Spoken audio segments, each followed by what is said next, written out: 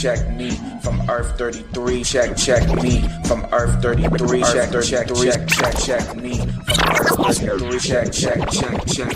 from EARTH-33, check me from Earth, check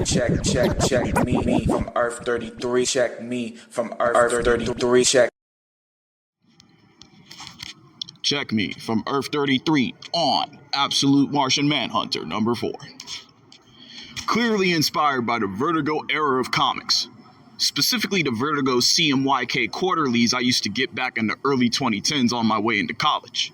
Camp and Rodriguez's Absolute Martian Manhunter is always a sobering experience, as Rodriguez plays with the color spectrum blatantly, pulling at the metaphysical auras that the readers possess, while Camp works the heartstrings with his slice-of-life narrative featuring Detective Comics'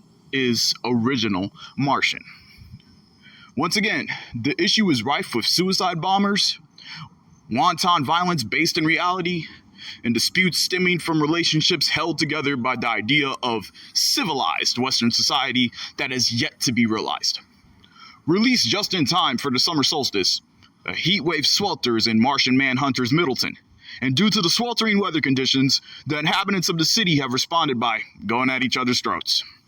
Visceral images of police officers bucking bullets at traffic stops, neighbors going at it in slums they've occupied for years like they were war-torn countries, and religious zealots taking crucifixes to bash in the brains of members from opposing denominations filled the pages as the Martian sees his marriage crumble apart, since the mate he chose internalizes the Martian's absence from his heavy work schedule as a reason to escape his familial commitments.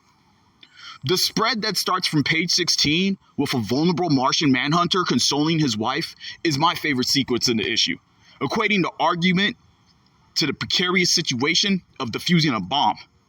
To see the Martian make his last stand on his knees is an oxymoronic reality all too common in marital relationships. Inherently, since the rules of engagement to even get into such relationships involves a man kneeling in a mode to beg and bargain the female for said relationship.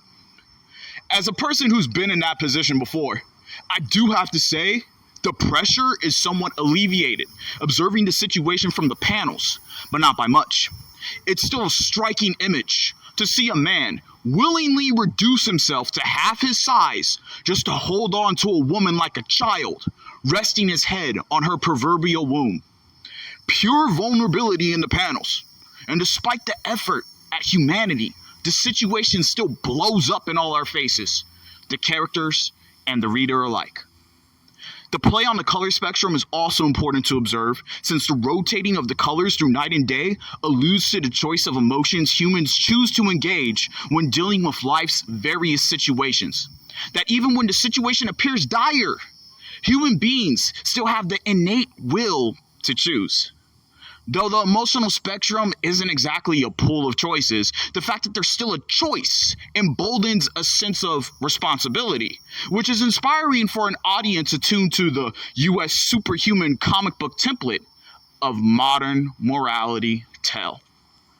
I truly enjoy how, regardless of the consistent violence and real-time viewing of the fracturing of relationships, Camp and Rodriguez are always able to turn these plot devices into empathizable moments, even when the characters presented are at their most selfish and base. Whether that is exhibited through a suicide bomber strapping up that dynamite to his abdomen, or a marriage teetering on divorce through miscommunication. It's amazing how Camp and Rodriguez are able to tell such a human story with a green Martian lurking in the background of nearly every panel. Check me from EARTH-33, check me from EARTH-33, check me from EARTH-33, check me from EARTH-33, check me from EARTH, check me from EARTH-33, check me from EARTH-33, check